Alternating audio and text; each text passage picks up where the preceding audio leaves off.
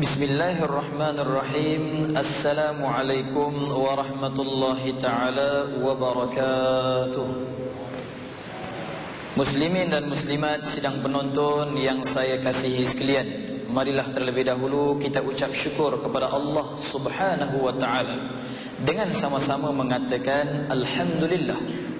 Seterusnya marilah kita berselawat ke atas junjungan besar Nabi Muhammad sallallahu alaihi wasallam dengan sama-sama mengatakan Allahumma salli ala sayyidina Muhammad. Alhamdulillah, bertemu lagi kita di dalam rumah Allah Ta'ala ini. Saya menyeru kepada diri saya dan juga sidang penonton, ibu-ibu dan bapa-bapa sekalian, untuk kita berniat i'tikaf terlebih dahulu. Seterusnya kita bersama-sama niatkan apa yang kita pelajari pada pagi yang berbahagia ini, yaitu kerana Allah Subhanahu wa ta'ala. Tajuk yang akan menjadi perbincangan kita pada pagi ini yang kita pilih namanya muhasabah diri. Mari kita tengok bersama-sama menurut Dr. Hanafi Muhammad melalui kitabnya Penyakit Rohani dan Rawatannya dalam Islam. Kata Dr. Hanafi ini, muhasabah adalah suatu tindakan yang penuh teliti terhadap segala tingkah laku agar tidak mendatangkan kemurkaan Allah Subhanahu wa ta'ala. Subhanallah. Ibu-ibu dan bapa-bapa sekalian, bila kita melihat apa yang dikatakan dan pandangan yang dibuat oleh Dr. Hanafi ini, terjemahannya cukup menarik bagi kita.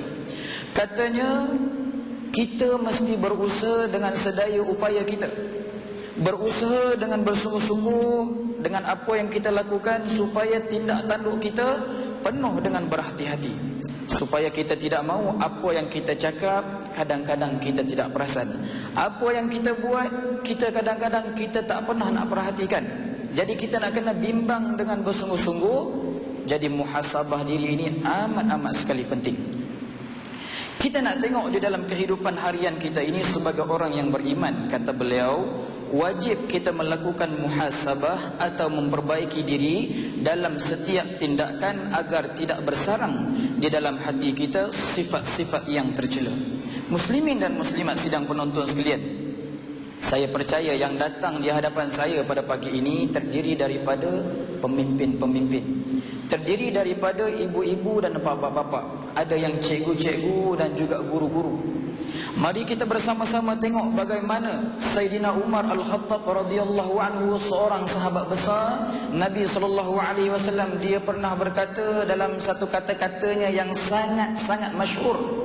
Kata Sayyidina Umar, hasibu anfusakum qabla an tuhasib.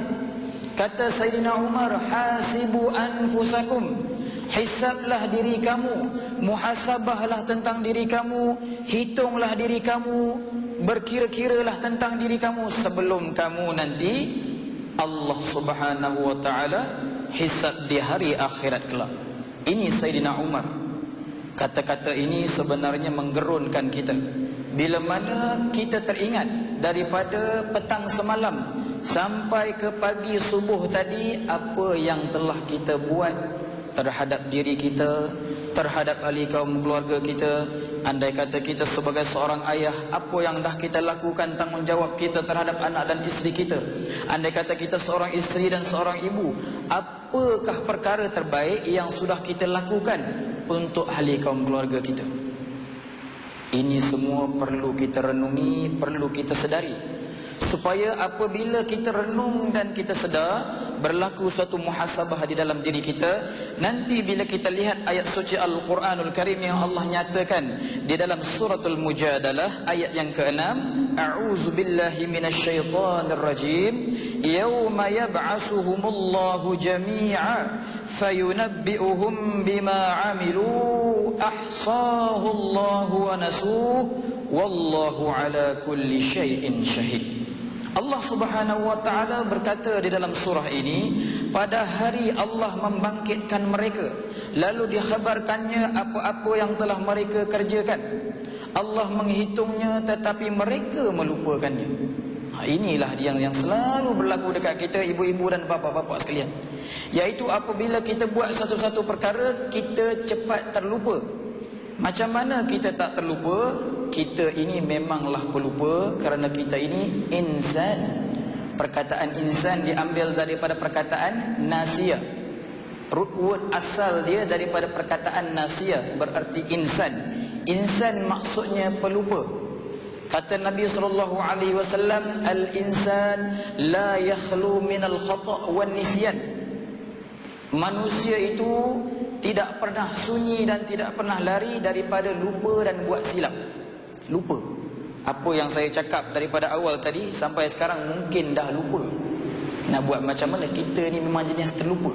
Apalagi Allah Subhanahu Wa Taala sebut pada hari Allah membangkitkan mereka.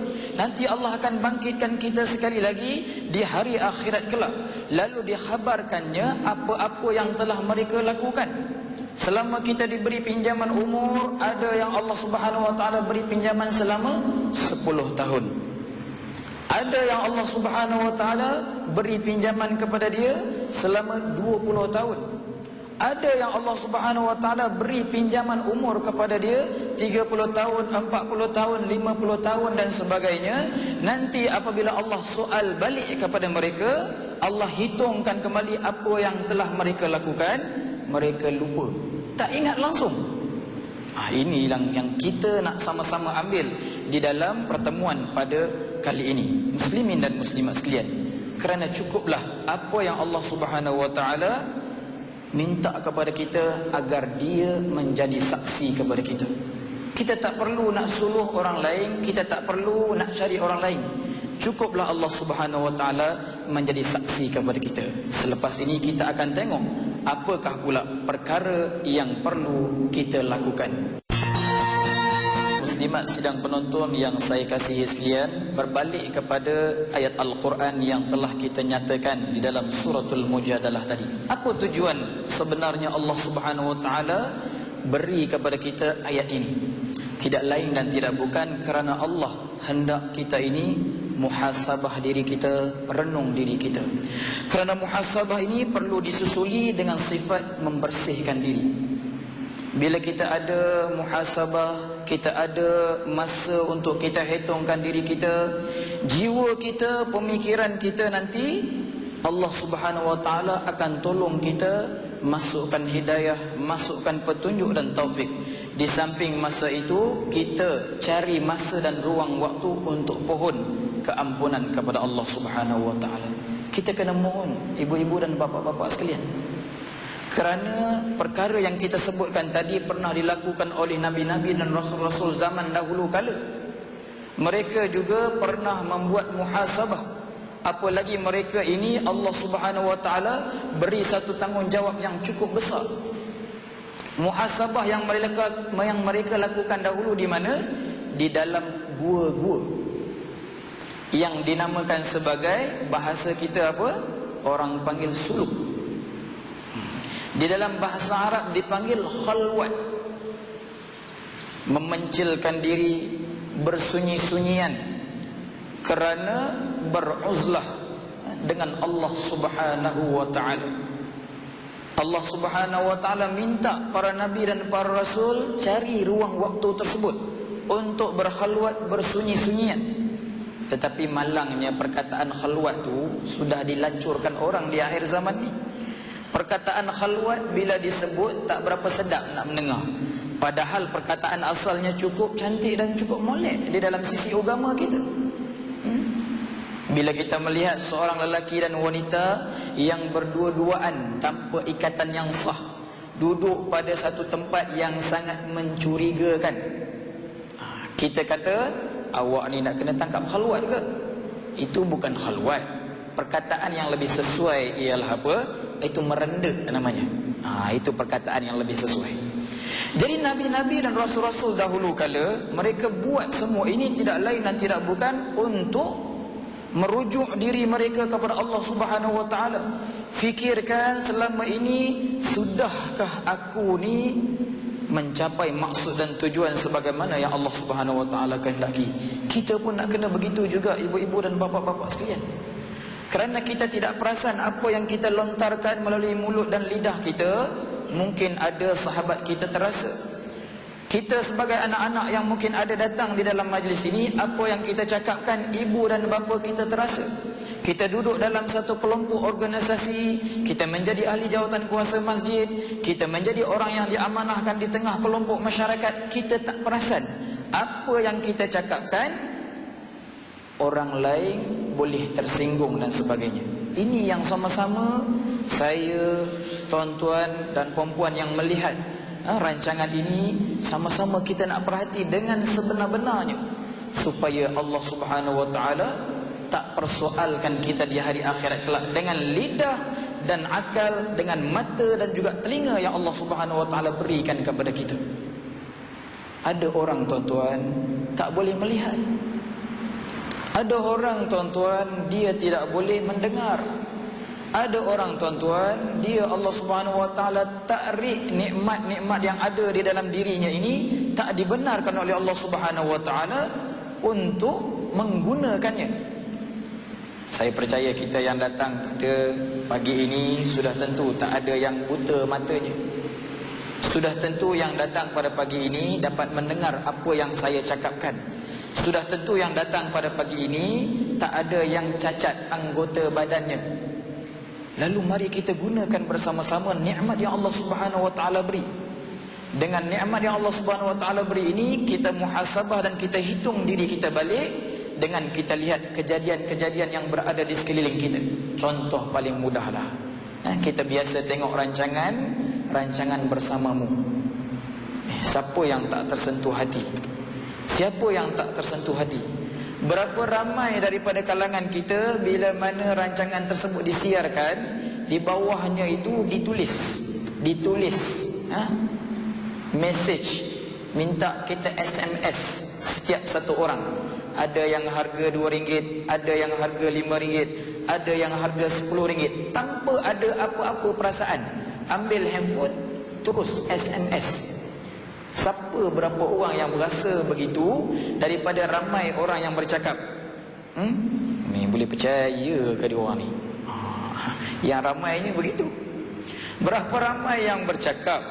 Berapa ramai yang bila mana dia tengok di bawah tu disiarkan nombor akaun bank, dia telefon kepada penerbit tersebut, saya hamba Allah nak pergi masuk duit dalam bank sekian-sekian. Tak payah cakap nama, tak payah disuruh orang dan sebagainya. Sendiri rasa sensitif sebab tengok penderitaan yang dialami oleh orang.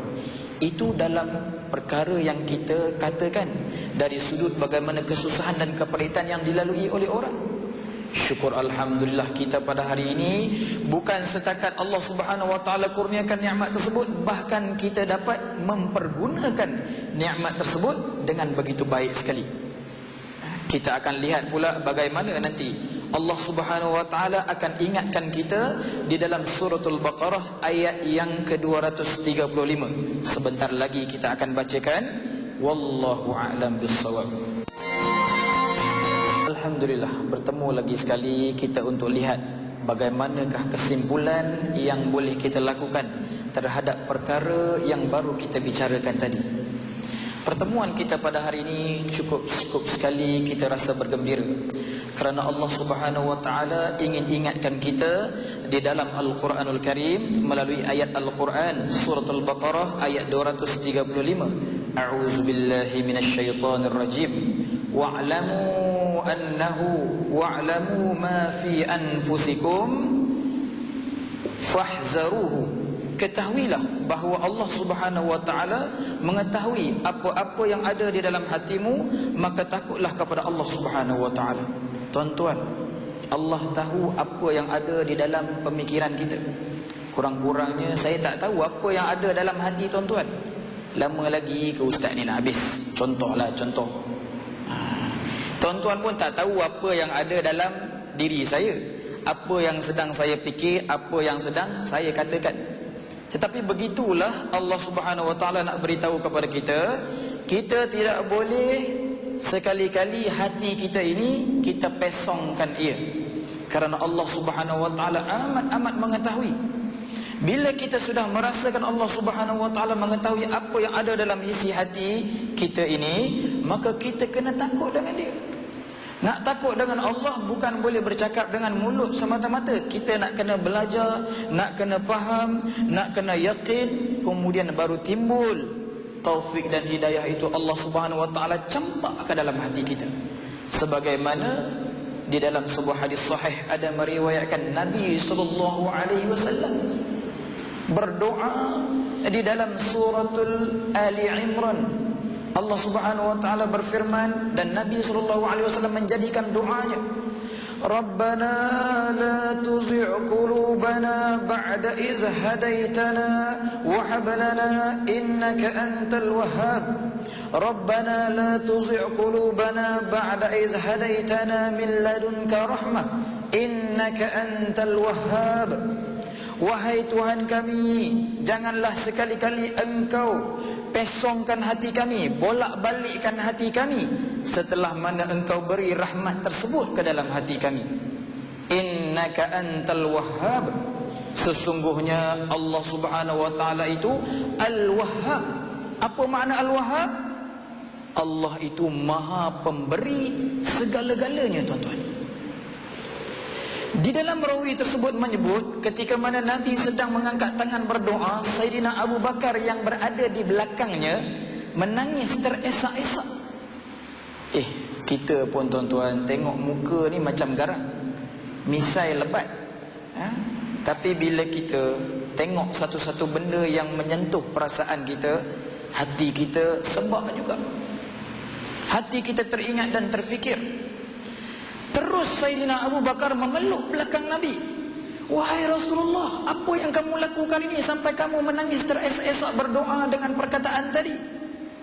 Kamu ni Rasulullah, orang yang paling kanan di sisi Allah Subhanahu wa taala, takkanlah Allah nak pesongkan hati kamu. Ya Abu Bakar, memang betul apa kata kamu. Tetapi aku teringatkan umat aku yang berada di belakang sana. Aku teringatkan mereka yang berada jauh daripada aku, tapi mereka beriman dengan aku. Siapa tuan-tuan? Kitalah. Sebab itu kita nak kena perasan apa yang kita pelajari pada hari ini, mudah-mudahan sumber yang kita perolehi tepat dan benar, mengikut Al-Quran dan sunnah Rasulullah sallallahu alaihi wasallam. Sebab banyak sekarang tuan-tuan, kita sejak akhir-akhir ini didatangi pelbagai macam ajaran-ajaran yang membuatkan diri kita tak dapat untuk menangkisnya dengan baik. Maka saya seru kepada diri saya sendiri dan juga penonton-penonton yang mengikuti kuliah pengajian pada pagi ini untuk sama-sama sedar dan bermuhasabah kembali.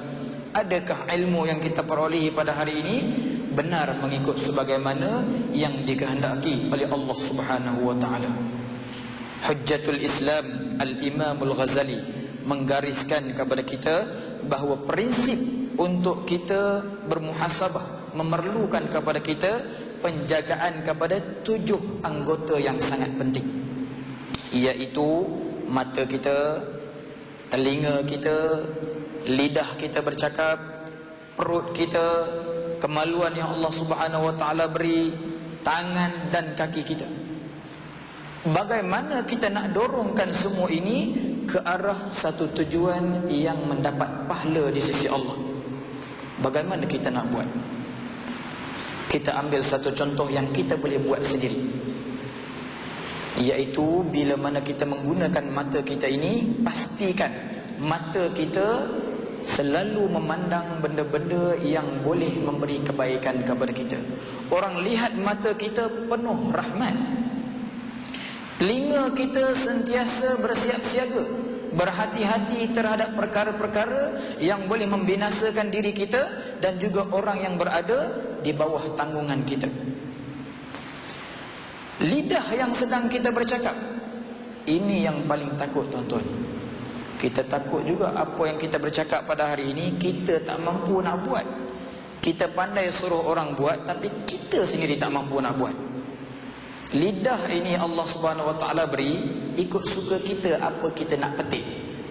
Kadang-kadang kita tak perasan yang kita petik itu baik ke, jahat ke, ikut suka kita tuan-tuan. Tidak ada insurans orang kata. Apa kita nak kata, kita kata. Bahkan tak ada pula orang nak rekodkan apa yang kita cakap, apa yang kita cakapkan. Bagaimana perut kita menerima makanan-makanan yang masuk ke dalam tubuh badan kita? Pastikan ianya daripada sumber yang halal. Bagaimana kita menggunakan nikmat Allah Subhanahu wa taala beri kepada kita, daripada kalangan orang lelaki ada Allah Subhanahu wa taala kurniakan kepada mereka daripada zakar, dan juga orang perempuan farajnya, bagaimana kita salurkan ke arah yang lebih tepat. Bagaimana kita menggunakan tangan kita untuk bergerak memperjuangkan kalimah Allah Subhanahu wa taala. Kaki kita pastikan tidak menuju ke tempat-tempat maksiat. Diam kita berdoa untuk sekalian orang yang berada di sekeliling kita. Fikiran kita, cita-cita kita ialah untuk mendapat syahid di sisi Allah Subhanahu wa taala. Kita mengimpikan tegaknya syariat Allah Subhanahu wa taala di atas muka bumi ini. Jadi sekali lagi kita ingin kembalikan melihat bagaimana muhasabah diri ini amat-amat penting sekali di dalam kehidupan kita. Wallahu a'lam bissawab. Wassalamualaikum warahmatullahi wabarakatuh.